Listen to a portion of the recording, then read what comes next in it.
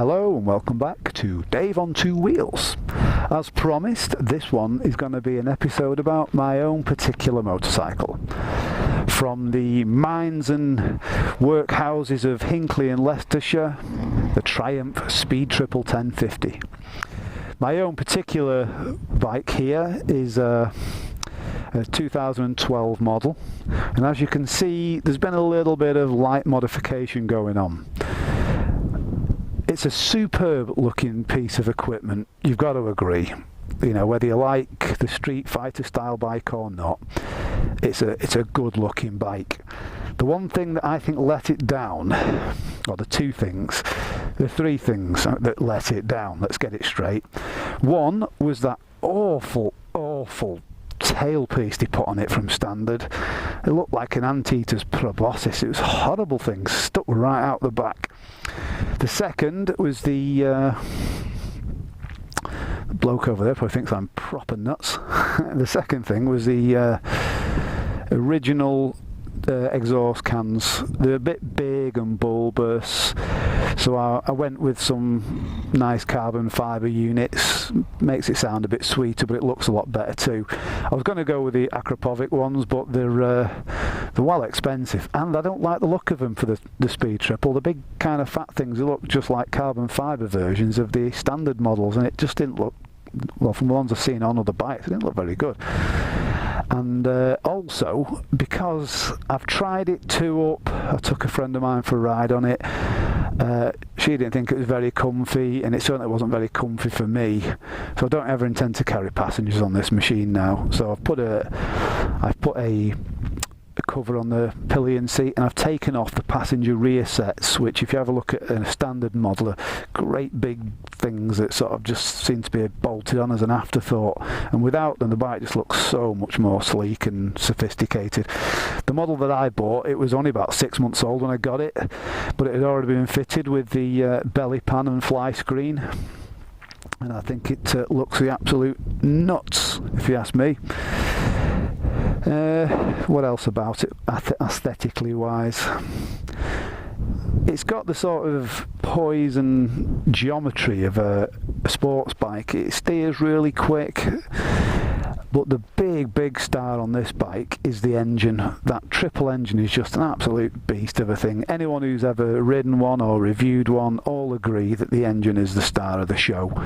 It just fires out a load of torque. It's a nice compromise when you're a bit fed up, as I was, with Japanese four-cylindered inline fours, but don't want to quite go the V-twin route. It's a kind of halfway there bike. It's similar enough to a four-cylinder that you kind of feel like you're riding something that you know and feel comfortable riding without getting the power all wrong, but it's different enough in the pork. What am I talking about? It's different enough in the sort of torque curve that you get a real load of low-down grunt for it, as if you're riding a V-twin almost. It just seems to just produce power right from the off. And the second big star on this bike is those Brembo brakes, the radial caliper there, which is matched up to the Brembo master cylinder. The Suzuki GSX-R, for example, has the same Brembo caliper, but they've matched it up to a Nissan master cylinder, and it just doesn't apparently have the same bite. It stops like you've dropped an anchor. It's superb, but it's kind of controlled as well. It stops like no other bike I've ever ridden, and I've ridden a couple of sports bikes, and it just stops on a 10pence. It really does. Really nice looking bike to look at. It's still on its stock tyres, which are, if memory serves, they don't, so I'm going to have a look. Yeah, it's the Metzler Race Tech. They are sticky as anything, and in fact that rear one's almost on its way out now. It's only done about 3,000 miles, and it's almost gone. So they're not the longest living of tyres, but they really are. They do the business in the corners. They stick like glue. Very nice. On the bike, it's quite a small bike. Now I'm 6'1" and a bit, and it feels just ever so slightly too small for me. I kind of wish it was a bit like push bikes that come in different frame sizes. If this was just slightly bit bigger, it'd absolutely be spot on for me, but it's slightly too small at the moment. Well, it is slightly too small, full stop. Nothing can be done about that. Part of the rationale why I wish to trade it in, but it's just such a good bike at the minute that if I wasn't to trade it in, you know, I just wouldn't be very, very upset. So let's take it for a ride.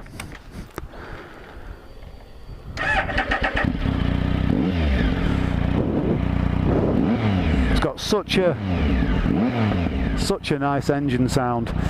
With those cans that I've put on, it doesn't run quite as smoothly as it did on the standard tail cans, and it does get a bit buzzy, and there is a little bit of knock and detonation occasionally on the when you shut the power off and, and use engine braking, but not so much that it becomes a problem. Other than a slight bit of knock, it runs pretty much as it did. Doesn't feel like it's affected the power at all, and they shouldn't do really. I've not messed around with the fuel, and I've kept the stock fuel in. I'd rather keep things as Mr. Triumph intended, because he knows a lot more about setting bikes up than me. Same goes with the suspension. It feels like the suspension, you could really play around with it. It's got all the adjustment, preload and rebound, but I don't know anything about setting motorcycle suspension up, so I just leave it as it come from the factory, and I kind of learn to use it rather than sort of customise it to suit me. Works better that way. But anyway, let's take it for a ride.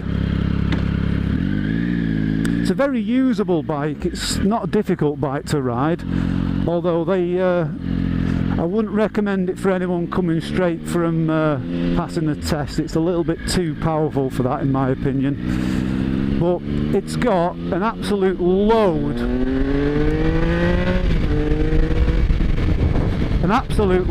of power low down. It just picks up and takes off. It really is good. And in the bends, you can just really, really nail it into corners, power it out. This road's very, very bumpy, and I can feel the bumps, but not in a bad way. Don't ever feel like the wheels come unplanted from the ground. It just feels really stuck on the road. And those Metzler race techs are just the absolute business. And I think mine actually feel really good now that they're on the sort of edge of being illegal. They're not quite illegal yet, but they're not far off. And I think that tyres are just at the best about that point, because they're almost like slicks. So an immensely fun bike to ride. And like I say, just as quick as it goes, it stops just as well. That's a very bad gear change down, Dave. I'm not a super bike rider. I've been riding a long time, but you know, I'm not one of these people that hoons it around everywhere. I'm quite sensible, really. But every now and again, I like to twist it up a bit. And the good thing with this bike is it lets me do it. If you want to be sensible, you can be. You know, you ride it sensible enough, you'll get sort of 55 mpg out of it. Probably a little bit less with these tailpipes on, but you know, if you want to sit on a motorway and bimble along at 60 miles an hour, it will quite happily do 55 plus mpg. Start twisting the throttle back, however, and it gets a little bit thirsty. But it's a litre bike. You don't ride a litre bike for economy. That's what you ride your 500-600s for. No, this is all about the fun. Another good thing with these Brembo brakes is that they are also anti-lock. The front brake I have yet to make lock up. It seems almost impossible. I've just given up trying. I have had a little bit of ABS activation on the rear brake, but anyone who rides motorbikes know that's quite easy to do. They always seem to be set up a little bit too sensitively for me, or for most people. You know, in the days pre-ABS, you know, you have to really stamp on your brake to get it to lock up, whereas now you can feel the anti-lock brake. It feels a bit like a grind sort of vibration through your foot when it's activating, and you sort of feel it, but you think, well, that wouldn't have locked up there, but probably better on the back brake. It does activate before the actual tyre locks up.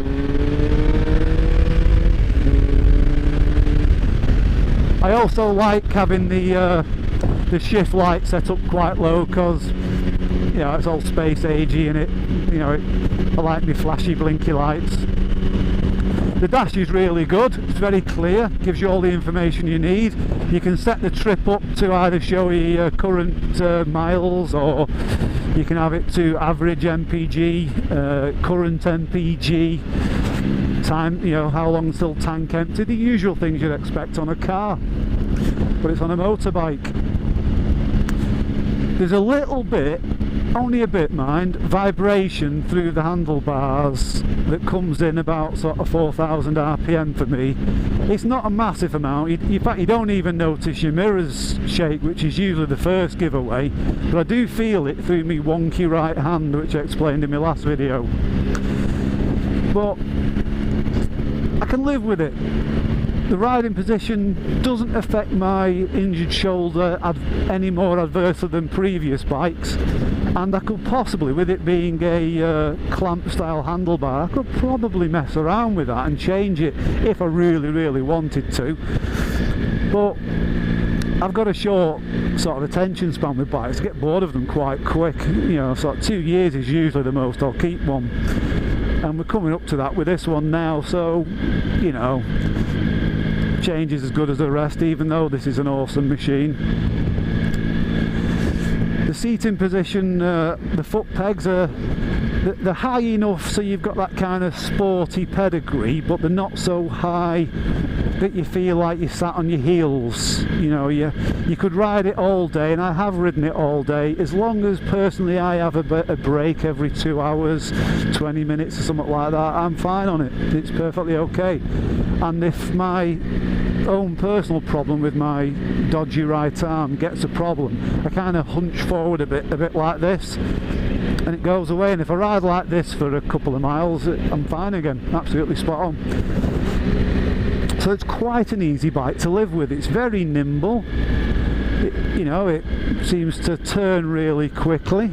It stops on a dime, as I explained, and it goes like the clappers. There's not really much to not like about this bike. So if you're into your street fighter type bikes, where it used to be you'd have to customise a machine to look like this, well, no.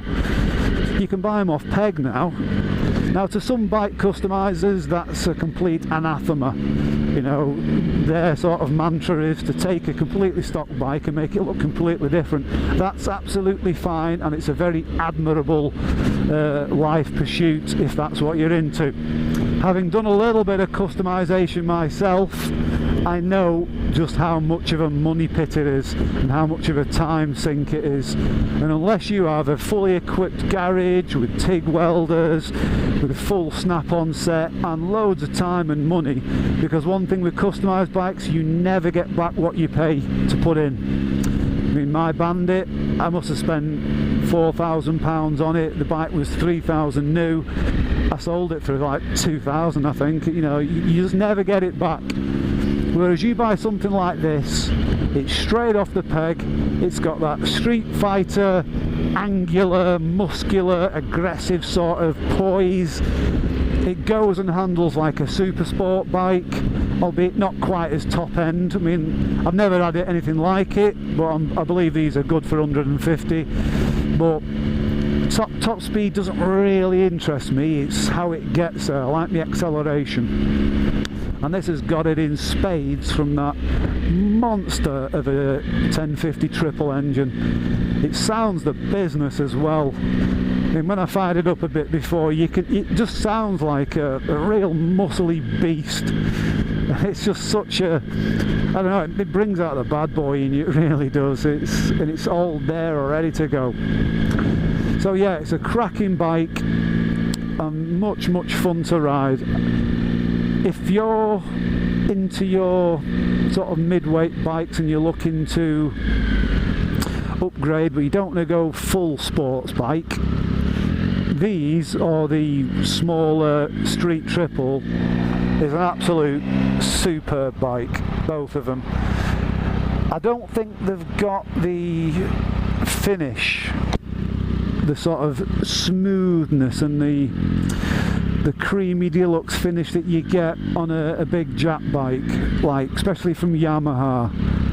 Find out. You just don't have that same sense of finish, and they're not, you know, they're in the same price range as well. You know, these things retail at about sort of £10,000–11,000 brand new in the UK, and for that it's where they kind of let down a bit. I don't think they're quite as good value for money than, say, the slightly more expensive Honda CB1000R, for example, which was going to be the bike I was going to get if I didn't get this one, but one test ride and I was absolutely smitten.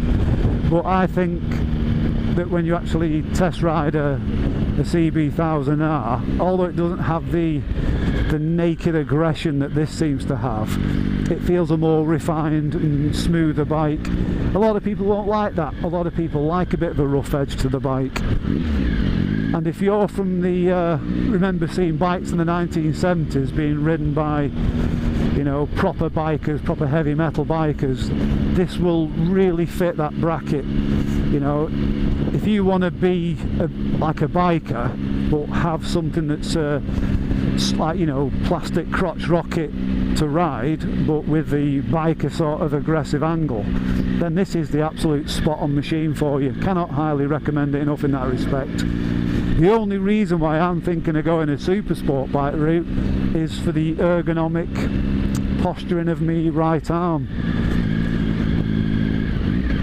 And even then, I'm not entirely happy I'm going to be going full Power Ranger, but yeah, it's going to have to be done. I've always fancied one, but I'll have at least one super sport bike in my history to look back on, whether it's a good experience or a bad. You know, everyone should at least have one.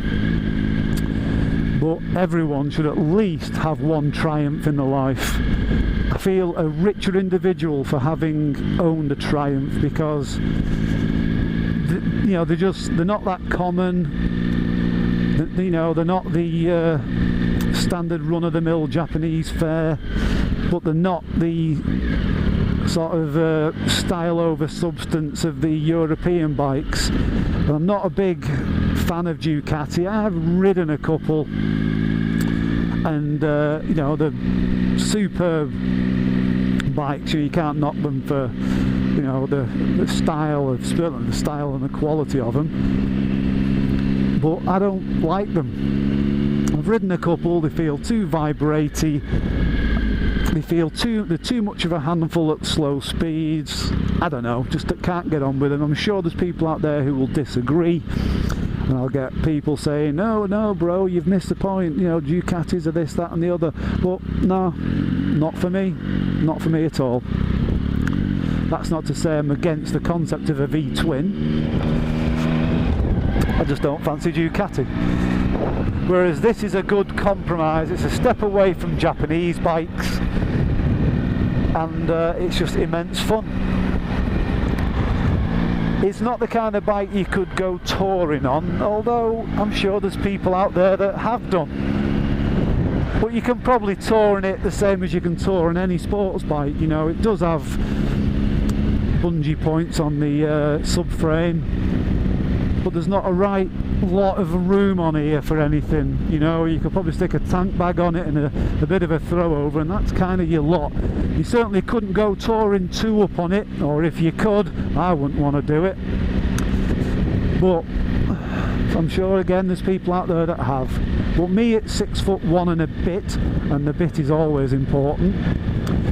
For me, it's just slightly too small, and I've seen photographs of myself on it, and I do kind of look too big on it. I look like I'm sort of like hunched over on it, whereas some of the sport bikes, even if the wheelbase is the same, the tailpiece makes them look at least a bit longer and bigger, whereas this, with its super sweet cut off back end, with its the fact that the back tyre sticks out further than the tailpiece, lends it a certain aesthetical quality, but it does make the bike look very small when a bigger than average bloke gets on it. But you can't see it when you're riding it, and that doesn't affect the quality of the ride whatsoever. Just going to try and get past the 464 here. I'm just taking it easy down here because it's Speed Camera Central is Market Street, Shawforth and Whitworth, where I am now. And I can't always remember where they are.